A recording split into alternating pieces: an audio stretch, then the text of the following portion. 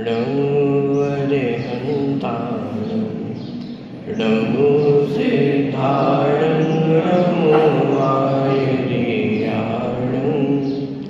नमो वज्राय नमो रोहि सर्वसाहुण।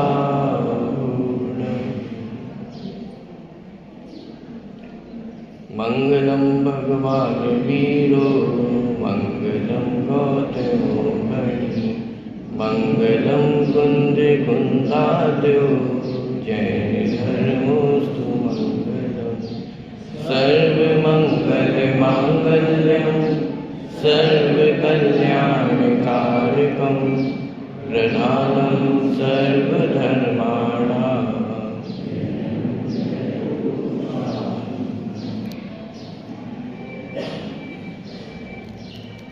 शीतलनाथ भगवान के मोक्ष कल्याण का पावन प्रसंग है। अभी हम सभी ने शीतलनाथ भगवान और उनके पंच कल्याणकों के संदर्भ में जो चर्चा आते मीडिया के माध्यम से सुनी, बहुत सारी नवीन चर्चाएं, बहुत सारी नवीन जानकारियां हमें सुनने को मिली। सुबह निर्वाण नाडु हमने चढ़ाया, उदयगिरी में आकर के भी हम सभी इस प्रसंग को बना रहे हैं, मोक्ष कल्याण को हम बना रहे हैं। तो हो गया बस इतना करके, अभी हम पूजन वगैरह भी करेंगे, प्रक्षाल करेंगे, फिर बाद में भोजन भी मिलेगा और इतनी सारी चीज़ें होंगी। तो अपना जन्म कल्याण, जो मोक्ष कल्याणक है, ये मनाना सार्थक हो गया क्या? क्या हमने 2 मिनट रुक कर के विचार करने का सोचा कि हम मोक्ष कल्याणक मनाते क्यों हैं? हमें क्या मिलने वाला है मोक्ष कल्याणक मना करके? शीतलनाथ भगवान को तो अनंत चतुष्टय की प्राप्ति हुई है, उन्हें तो सिद्धालय की प्राप्ति हुई है, उन्होंने तो अपना निर्माण कर लिया है। हमें क्या मिलने वाला है? हम क्यों आज मोक्ष कल्याणक मना रहे हैं? क्योंकि शीतलनाथ भगवान का जन्म कहाँ हुआ था? विदिशा में हुआ था। और विदिशा क्या है? हमारी नगरी है, हमारा घर है। तो शीतलनाथ भगवान हमारे घर के ही तो तीर्थंकर हैं। तो अपने घर में किसी का बालक का यदि जन्म होता है तो हम जन्म मनाते हैं, जन्म दिवस मनाते हैं कि नहीं मनाते हैं? कोई भी उत्सव हो, कोई भी कार्यक्रम हो तो बड़े उल्लास के साथ मनाते हैं। इसलिए शीतलनाथ भगवान का जन्म भी हमारे विदिशा नगर में हुआ था, इसलिए हम भी उनका मोक्ष कल्याणक, जितने भी कल्याणक हैं वो बहुत धूमधाम से मनाते हैं। यही कारण है ना? क्या इतना ही कारण हो सकता है? कुछ बदले में हमें भी तो मिलना चाहिए ना। अन्य दर्शनों में तो बहुत कुछ मिलने की व्यवस्थाएं हैं, और कुछ ना मिले तो कम से कम प्रसाद तो, मुंह तो मीठा होकर के जाता ही है। अरे चिंता मत करिए, आपको भी मुंह मीठा ही नहीं कराया जाएगा, पूरा पेट भर करके आपको छोड़ा जाएगा। तो हमें भी प्रसाद मिलने वाला है ना। क्या इसलिए हम आज शीतलनाथ भगवान का मोक्ष कल्याणक मना रहे हैं? क्यों मना रहे हैं? हमें क्या मिलने वाला है बदले में? क्या हमें भी कोई प्रसाद मिलता है क्या? कि शीतलनाथ भगवान का प्रसाद कैसा होता होगा, उसकी कल्पना करके देखिए। ये जो जगत में प्रसाद मिलता है, इससे हर कोई संतुष्ट नहीं होता है, कोई संतुष्ट हो ही नहीं पाता है। किसी को नमक ज्यादा लगेगा, किसी को मीठा ज्यादा लगेगा, किसी को कम लगेगा। शीतलनाथ भगवान का प्रसाद ऐसा होगा? शीतलनाथ भगवान का प्रसाद तो वो प्रसाद है कि जो जन जन को संतुष्ट करने वाला है, जन जन का कल्याण करने वाला है, वो शीतलनाथ भगवान का प्रसाद है। ऐसा कौन सा प्रसाद होता होगा? हमें तो आज तक नहीं मिला है, आपको मिल गया हो तो बता दो ऐसा कौन सा प्रसाद है, अद्भुत प्रसाद। वो प्रसाद तो हमें भी चाहिए ना, कि वो प्रसाद रत्नात्रय है। सम्यक दर्शन, सम्यक ज्ञान, सम्यक चारित्र, ये शीतलनाथ भगवान का प्रसाद है। और ये सम्यक दर्शन ज्ञान चारित्र क्या है? पहला सूत्र, सम्यक दर्शन ज्ञान चारित्राणि मोक्ष मार्ग। ये मोक्ष मार्ग ही शीतलनाथ भगवान का प्रसाद है। अब ये बात सुनकर के हमें बहुत आश्चर्य नहीं होता है, बहुत महिमा नहीं आती है, इसमें कौन सी बड़ी बात हो गई है? ये तो हर कोई कहता है, हर बार हम सुनते हैं कि मोक्ष मार्ग मिल जाएगा, इसमें कौन सी बड़ी बात है? हमने तो सोचा था आप कोई अद्भुत प्रसाद बताओगे आज, लेकिन आपने भी आज कोई प्रसाद बता दिया जो हर कोई बताता है। क्या दम है इसमें? अभी हमें मोक्ष की महिमा भी आती है। हम भगवान के दर्शन करने क्यों आते हैं? छोटे छोटे बच्चों को भी हम सिखाते हैं ना, भक्त नहीं भगवान बनेंगे। हम रोज पूजन करते हैं, मोक्ष फल प्राप्त है, फलम नैव पामिति स्वाहा। क्यों कर रहे हैं सारे उपक्रम? मोक्ष को प्राप्त करने के लिए कर रहे हैं ना। लेकिन प्रश्न ये है, क्या सच में हम मोक्ष को प्राप्त करना चाहते हैं? अपने हृदय पे हाथ रख करके एक बार अपने आप से प्रश्न पूछें, क्या सच में यदि आज आपको शीतलनाथ भगवान यहाँ आ जाए और ये गारंटी दे कि आज मेरे साथ आपको भी मोक्ष में लेकर के चलेंगे, कितने लोग जाने को तैयार होंगे? बहुत गंभीरता से विचार करने की आवश्यकता है। हम जिस मोक्ष प्राप्ति के नाम पर धर्म करते हैं, क्या वो मोक्ष सचमुच हमें प्राप्त करना भी है क्या? हमें सचमुच वो मोक्ष में जाने की इच्छा भी होती है क्या? और कोई यदि आज ले जाने को तैयार हो जाए तो चलने को हम तैयार रहे क्या? साहब एक बार थोड़ा घर पे और देखा, ताले माले लगे हैं कि नहीं लगे हैं, थोड़ी व्यवस्था और संभाल कर देखा। अभी तो ऐसे ही चले आए थे, हमने थोड़ी ना सोचा था कि यहाँ से सीधे मोक्ष की ओर जाना है। पुराण उठा करके देखिए आप, कैसे कैसे प्रसंगों में जीत दीक्षा लेकर के चले जाते हैं। कोई सोच करके गया था कि आज दीक्षा लेने जाऊंगा, कोई युद्ध में जा रहा है और वहां से फिर सीधे दीक्षा की ओर चले गए। किसी की बारात निकल रही है और दीक्षा को निकल गए। उन्होंने भी बहुत सोच समझ के निकले होंगे, पूरी व्यवस्था मिला करके गए होंगे ना। उनकी मोक्ष की तैयारी थी, इसलिए वो निकल गए। उन्हें मोक्ष जाने की इच्छा थी, इसलिए वो चले गए। लेकिन आज हमारी तैयारी है क्या? हम जाना चाहते हैं क्या? मोक्ष हमें अच्छा लगता है क्या? प्रश्न ख्याल में आ रहा है।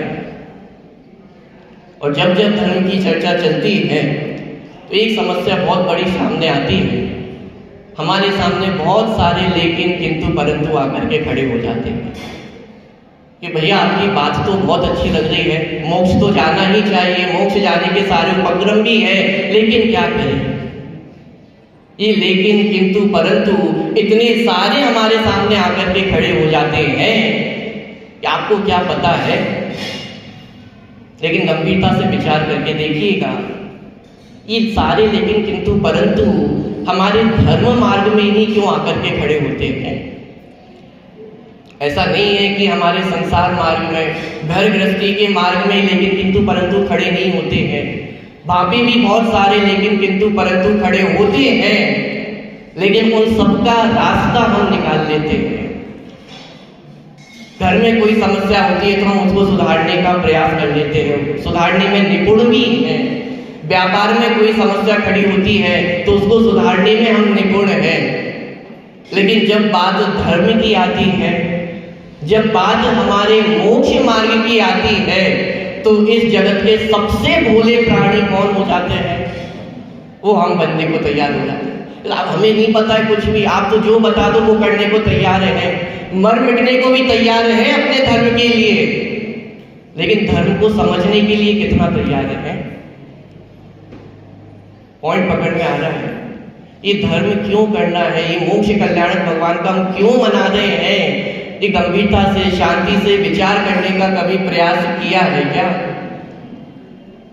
जब तक ये प्रयास नहीं करेंगे, जब तक धर्म को समझने का प्रयास नहीं करेंगे, तब तक वास्तविक फल भी हमें प्राप्त होने वाला नहीं है। और जिस फल को हम प्राप्त करने आए हैं, वो फल हम चाहते भी कहाँ है? अभी तो इतना ही चाहते कि घर गृहस्थी सुधर जाए, थोड़ा ये जीवन निकल जाए तो ये हमारा मनुष्य भव सार्थक हो जाएगा।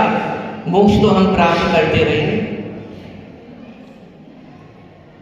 लेकिन अपने आप से प्रश्न पूछना है। आज हम शीतलनाथ भगवान का जन्म कल्याणक मना करके जा रहे हैं, तो ये प्रश्न हम अपने आप से करें, क्या सचमुच हम भी वास्तव में मोक्ष जाने को तैयार हैं क्या? विचार करके देखिएगा।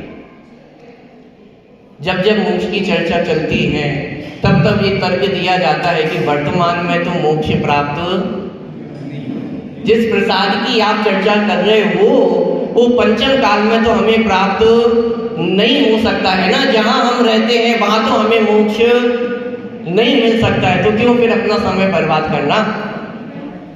बोलो। मैं आपसे पूछता हूं, यदि कदाचित किसी कारण से विदिशा नगर में यदि आपका व्यापार ना चले या आपकी आजीविका का पालन ना हो पा रहा हो, तो आप क्या करोगे? लोग अपने नगर बदल लेते हैं, शहर बदल लेते हैं। नौकरी के लिए तो बच्चे बाहर जाते ही है ना, अपना नगर बदलने को तैयार हो जाते हैं, राज्य बदलने को तैयार हो जाते हैं, देश बदलने को भी तैयार हो जाते हैं। क्यों? क्योंकि हमें हमारा काम तो करना ही है ना। लेकिन जब बात मोक्ष की आती है तो एक लेकिन खड़ा कर देते हैं कि वर्तमान में तो इस पंचम काल में तो मोक्ष घट नहीं जा सकते हैं ना, हम सारा प्रयास ही बंद कर देते हैं।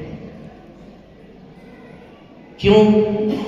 क्योंकि यदि हमारी रुचि अभी मोक्ष जाने की है ना, जहां रुचि होती है उसके लिए तो हम जमीन आसमान एक करने को तैयार हो जाते हैं। कोई रास्ता सामने ना मिले तो भी रास्ता अपना बना लेते हैं। जगत में तो कितनी कहावतें मिल जाएंगी इस बात को सिद्ध करने के लिए। लेकिन जब मोक्ष मार्ग की बात आई, मोक्ष की बात आई तो बहुत सारे लेकिन किंतु परंतु खड़े हो जाते हैं।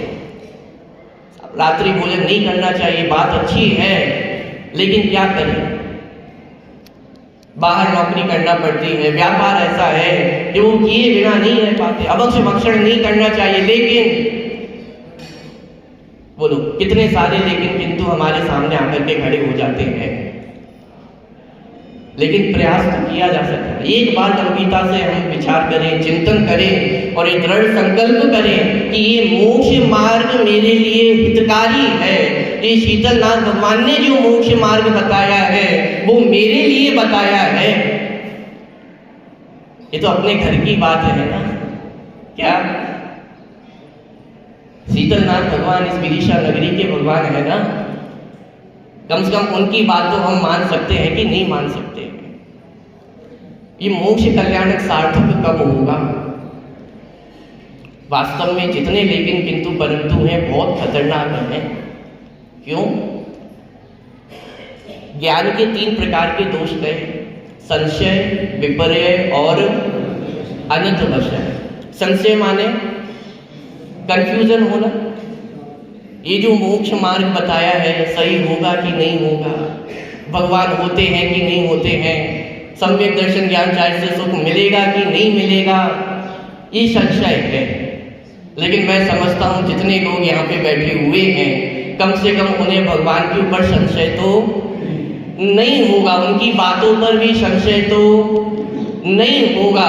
भले हमारे जीवन में कुछ विपरीत प्रवृत्तियां हो, लेकिन हमें इतना तो पता है कि भगवान ने यदि कहे कि आलू में जीव होते हैं तो होते हैं। अनछने जल का प्रयोग नहीं करना चाहिए तो नहीं करना चाहिए। इतना श्रद्धान तो कम से कम, मैं ये नहीं कह रहा कि किसी को श्रद्धान नहीं होगा, संशय तो नहीं है ना कम से कम। विपर्य जैसा जिन्हें भगवान ने बताया है वैसा हमें स्वीकार है या नहीं है? अब मैं एक एक से तो प्रश्न नहीं पूछूंगा, लेकिन अपने हृदय में जाकर के देख ले कि हमें जो जिन्हें भगवान ने बताया है, जैसा बताया है वैसा का वैसा हमें स्वीकार है या नहीं। और तीसरा है अनध्यवसाय। अब ये अनध्यवसाय क्या है? जो जिसे संशय होगा वो तो घूम फिर करके थोड़ा बहुत भटक करके सही रास्ते पर आ सकता है, आने की संभावना है। कोई गलत चीज, 2 चीजों में संशय है, सही निर्णय हो जाएगा तो सही रास्ते पर आ जाएगा। कदाचित विपर्य भी हो जाए विपर्य में भी कम से कम ये तो समझ में आता है कि निर्णय करने की शक्ति है। आज विपरीत निर्णय हुआ है, कल सदमे अच्छे निमित्त मिलेंगे, कुछ अच्छे सौभाग्य मिलेगा, कोई अच्छे निमित्त मिलेंगे, जिनवाणी हमें प्राप्त होगी और उसके माध्यम से सच्चे मार्ग पर आने की संभावना है। लेकिन ये अनंत बसाई क्या है? ये लेकिन किंतु परंतु का नाम अनंत बसाए है। ये कुछ है का नाम अनंत बसाए है कि आपकी बात कह तो सही रहे हो, अच्छी भी लग रही है, लेकिन क्या पता ये मोक्ष होता होगा कि नहीं होता होगा, क्या पता मोक्ष जाने से सुख मिल जाएगा, क्या पता, किसने देखा है? ये अनंत बसाए बहुत खतरनाक है। जब तक हमारे जीवन से ये लेकिन किंतु परंतु नहीं निकलेंगे, तब तक वास्तविक मोक्ष मार्ग की प्राप्ति करना भी संभव नहीं होगा। क्योंकि अभी तो हमें भरोसा ही नहीं है ना कि सुख मिलेगा कि नहीं मिलेगा। रुपए पैसे से सुख मिलता है, इस बात की हमें बहुत अच्छे से भरोसा है। मान लो यहाँ पर दो ऑप्शन आपको दिए जाए कि या तो आपको जिनेन्द्र भगवान के दर्शन करने का अभूतपूर्व अवसर है या 1 करोड़ रुपए प्राप्त करने का अभूतपूर्व अवसर है। किस अवसर को पकड़ना चाहेंगे? एक ही ऑप्शन है आपके पास, बोलिए। अपने हृदय में टटोलने की आवश्यकता है। किस चीज की आसक्ति हमारे अंदर पड़ी हुई है? सातिशय पुण्य का उदय हमें क्या लगेगा? भगवान के दर्शन करने में क्या है? तो हम रोज करते हैं, लेकिन 1 करोड़ रुपए की प्राप्ति हो जाए तो ये कोई सातिशय पुण्य का उदय आज हमारा आया है? अरे रोज हमारे सातिशय पुण्य का उदय है। रोज हमें जिनेन्द्र भगवान के दर्शन मिल रहे हैं, रोज जिनेन्द्र भगवान को स्पर्श करने का हमें मौका मिल रहा है, लेकिन ये हमारे पुण्य का उदय हमें लगता है क्या? अब दूसरी बात ये है कि आप कह तो रहे हो कि हमें धर्म करना है, अंतिम पॉइंट है। आप कह तो रहे हो कि हमें धर्म करना है, मोक्ष जाना है, लेकिन एक बात बताइए, जितने जगत में हम धर्मात्मा जीव देखते हैं, जितने साधु हम देखते हैं, जितने सन्यासी हम देखते हैं, सबके जीवन में कष्ट बहुत होते हैं। भाई धर्म का फल तो सुख को प्राप्त करना है ना। धर्म से तो निराकुलता मिलनी चाहिए, धर्म से तो सुख शांति मिलनी चाहिए। लेकिन पुराण भी हम उठा करके देख ले, इतिहास उठा करके देख ले और वर्तमान की परिस्थितियां भी देख ले, कितने कष्ट है। जितनी विपत्तियां पापियों के जीवन में नहीं आती हैं, उससे कई गुना विपत्तियां हमें धर्मात्माओं के जीवन में देखने को मिलती हैं। तो क्या मिल गया ऐसा धर्म करके? इससे तो अच्छे भी पापी जीव है ना, जो वर्तमान में तो कम से कम सुख शांति से रह लेते हैं। ये विचार हमारे मन में आता है कि नहीं आता है? और इस विचार के कारण हम कहीं धर्म से दूर तो नहीं हो रहे हैं। समाधान स्वाध्याय से ही मिलेगा, समाधान तत्व अभ्यास से ही मिलने वाला है। तो एक तराजू हो और उस तराजू के एक पलड़े में बहुत सारे आम हो और दूसरे पलड़े में बहुत सारे करेले हो, और शर्त ये है कि आपको अपने जीवन में इन दोनों को ही पूरा करना है, माने दोनों का ही सेवन आपको करना है। बोलो क्या स्ट्रेटेजी रहेगी आपकी? क्या किया जाए? क्या करना चाहिए? एक पलड़े में आम ही आम रखे हुए हैं और दूसरे पलड़े में करेले रखे हुए हैं और खत्म दोनों को ही करना है। शर्त ये है, क्या किया जाए? करेले का जो होगा देखा जाएगा।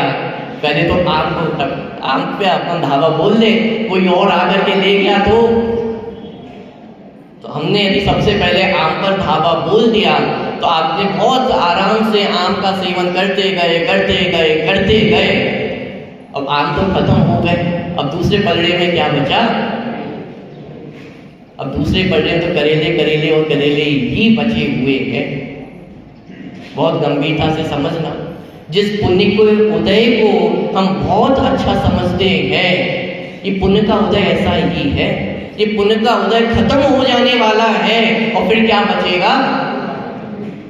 वापस घूम फिर करके जीव वापस निगोद में क्यों चला जाता है? इतनी बड़ी मुश्किल से निगोद से निकलते हैं, 6 महीने 8 समय में 608 जीव मोक्ष जाते हैं और उतने से ही जीव बाहर निकलते हैं। तो इतनी मुश्किल से जब जीव निगोद से बाहर निकलता है और फिर सब कुछ घूम फिर करके यदि मोक्ष को प्राप्त ना करे तो फिर वापस कहाँ चले जाता है? वापस निगोद में चले जाता है। क्यों चला जाता है? क्या कारण है? इतना पुण्य नहीं कर सकते कि चारों गतियों में कम से कम भटकते रहे, कम से कम तरस पर्याय को प्राप्त करते रहे? इतना पुण्य तो कर ही सकते हैं ना हम। अरे जितना हमने पुण्य बांधा है, जितना पाप बांधा है, अंत में जाकर के तो वह पुण्य भी पाप में बदल जाता है। हमें जिस पुण्य की महिमा है, जिन बाह्य अनुकूलताओं की महिमा है, विचार करके देखें क्या होने वाला है उन सबका। अंतिम रिजल्ट तो वे सब हमें निगोद में ले जाने वाले ही हैं। तो फिर क्या किया जाए? अब ज्ञानी धर्मात्माओं के जीवन में क्या होता है? अब कोई व्यक्ति हो और करेले का सेवन पहले प्रारंभ करे तो कष्ट तो दिखाई देगा थोड़ा सा। करेले खाने को मिल रहे हैं, कैसा जीवन है, आम रखे हुए हैं और करेले को खा रहा है। लेकिन गंभीरता से विचार करके देखें तो करेले धीरे धीरे करके खत्म होते चले जाएंगे और फिर आखिरी में क्या बचेगा? अब ज्ञानियों के जीवन में कुछ ऐसी प्रकार की घटनाएं घटती हैं। अब ज्ञानी धर्मात्मा जीव है, निरंतर उनके धर्म के माध्यम से वे निरंतर पुण्य का बंध कर रहे हैं। ध्यान देना, पुण्य बंध की इच्छा भी नहीं है उन्हें। अब जिन्हें इच्छा नहीं है उनके पीछे पुण्य। इस लोक में सर्वश्रेष्ठ यदि पुण्य का उदय किसी को है तो साक्षात अनंत भगवान के पुण्य का उदय होता है। समशरण की रचना, उनके नौकर चाकर कौन होते हैं? आपके नौकर चाकर तो मनुष्य ही होते हैं। अनंत भगवान के नौकर चाकर कौन है? देव नहीं है, देवों के भी इंद्र, वो उनकी सेवा में तत्पर रहते हैं। खैर वो एक अलग विषय है। लेकिन जो धर्मात्मा जीव है उनके जीवन में सहज ही पुण्य का बंध हो रहा है, सहज ही पाप बंध क्षीण होता चला जा रहा है। अब जितना पाप बचा हुआ है वो भी धीरे धीरे उनके उदय में आता है। क्या होगा उस पुण्य पाप का? उदय में तो आएगा ही। जिस कर्म का बंध होता है वे उदय में जाकर के ही गिरते हैं। कुछ का संक्रमण हो जाता है लेकिन सारे कर्मों का संक्रमण तो नहीं हो सकता। तो पाप धर्मात्माओं के जीवन में थोड़े कष्ट हमें दिखाई दे सकते हैं, थोड़ी प्रतिकूलताएं हमें दिखाई दे सकती हैं, लेकिन धर्म ही तो हमें सिखाता है उन प्रतिकूलताओं के बीच में रहते हुए भी वो प्रतिकूलताएं जैसी लगती नहीं है। मुनि राजों को हमारा नगर अच्छा नहीं लगता है, जंगल अच्छा लगता है। अनुकूलताएं कहाँ ज्यादा होती होंगी? साधना करनी है तो कहाँ अच्छी साधना हो सकती है? जंगलों में तो कितनी प्रतिकूलताएं हैं, शेर है, कांटे हैं, कितनी प्रतिकूलताएं हैं। और नगर में रहे तो सब अनुकूलताएं तो मिल सकती है ना, लेकिन फिर भी वे नगर को छोड़कर के जंगल को जाते हैं। क्यों? जहाँ हमें प्रतिकूलताएं दिखाई दे रही हैं उन्हें अवसर दिखाई देता है, उन्हें आत्मलीनता का अवसर दिखाई देता है। पॉइंट पकड़ में आ रहा है कि नहीं आ रहा है? प्रश्न तो हमें यहाँ से प्रारंभ हुआ था कि मोक्ष कल्याणक हम क्यों मना रहे हैं।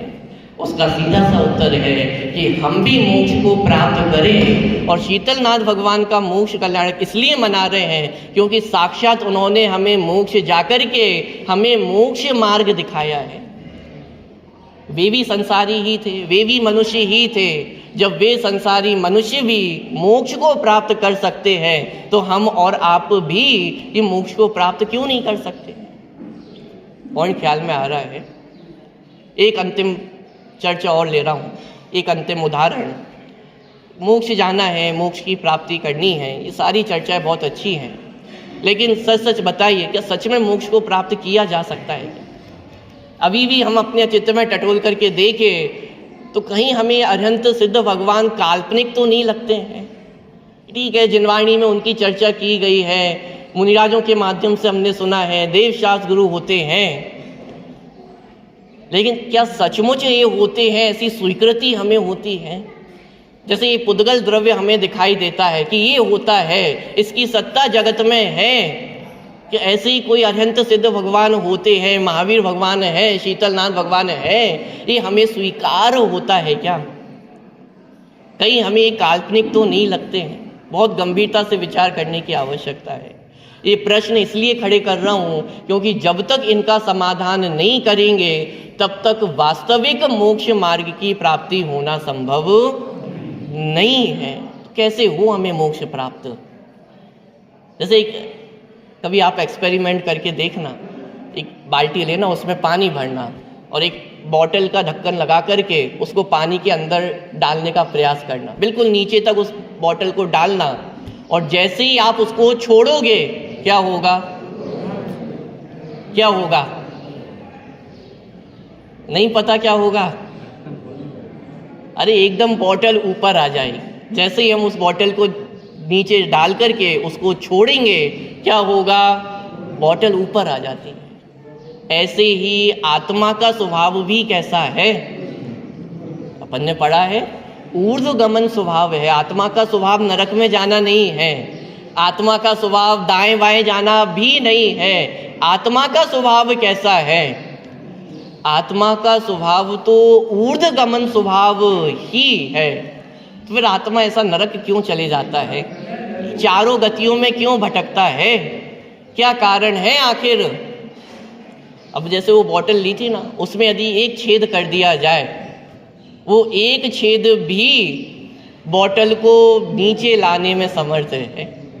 जैसे जैसे उसमें पानी भरता जाएगा वैसे वैसे वो बॉटल नीचे आती चली जाएगी। तो क्या आत्मा में भी ऐसा कोई छेद होता है क्या? क्या होता है आत्मा में? आत्मा में भी ऐसे छेद से कर्म आ जाते होंगे, 8 कर्म आ जाते होंगे। क्या होता होगा आत्मा में? ये घबराने की आवश्यकता नहीं है। जैसा छेद बॉटल में हो जाता है वैसा छेद तो आत्मा में नहीं होता है। अरे आत्मा का स्वभाव तो मुक्त स्वभाव ही है, ऊर्ध्वगमन स्वभाव ही है, लेकिन अपने स्वभाव को नहीं पहचानने के कारण ही यह जीव मोह राग द्वेष में उलझ करके 8 कर्मों का बंधन करता है। और जिसका स्वभाव मात्र ऊपर जाना है, ऐसे आत्मा को हम कहाँ लेकर चले जाते हैं? नीचे लेकर के चले जाते हैं, अधोगति पर गमन उसका करा लेते हैं। तो क्या किया जाए? ये बॉटल में छेद किया किसने है? जगत में कहते हैं ना, घर का वेदी लंका ढाए। कोई घर का ही वेदी होगा? हमारे अंदर कौन भेदी है? अरे इस चैतन्य सदन के भेदी हम स्वयं ही हैं। ज्ञान की प्रतिपल उठे तरंग झांकता उसमें आत्म राम। ये आत्म राम तो निरंतर आत्मा हमें झांक कर देख ही रहा है, लेकिन हमें तो फुर्सत नहीं है 1 मिनट देखने की भी कि मैं आत्मा हूँ। और यही हमने अपने आप के साथ धोखाधड़ी की है। जगत में भी अनधिकृत अधिकार करते हैं तो उसकी सज़ा मिलती है। जो चीज़ अपनी नहीं है उसे अपना माना जाए, उसे हत्या लिया जाए तो उसकी सज़ा तो जगत में भी मिलती है। तो फिर ये वस्तु व्यवस्था में सज़ा नहीं मिलेगी, ऐसा कैसे हो सकता है? जो पुद्गल द्रव्य अपना नहीं है, उस शरीर को, उन रुपए पैसों को, उन घर गृहस्थी को, उस परिवार को, उन सारी चीज़ों को हम अपना मान करके बैठे हुए हैं। ये अनधिकृत अधिकार ही तो है, और इस अधिकार की सज़ा तो मिलकर के ही रही। और ये किसी ने अपराध कराया नहीं है, स्वयं अपनी अज्ञानता से अपराध कर रहे हैं। हम स्वयं अपने आप को धोखा दे रहे हैं। तो क्या किया जाए? जैसा मैं हूँ, जितना मैं हूँ, उस आत्म स्वरूप को समझा जाए, उसमें लीन हुआ जाए। तो जैसे शीतलनाथ भगवान का मोक्ष कल्याणक हम मना रहे हैं, वैसे ही एक दिन आपका भी मोक्ष कल्याणक मनाया जाएगा। हम सभी भी इस मोक्ष की प्राप्ति करें, इसी मंगल भावना से अभी की बात को पूरी करते हैं।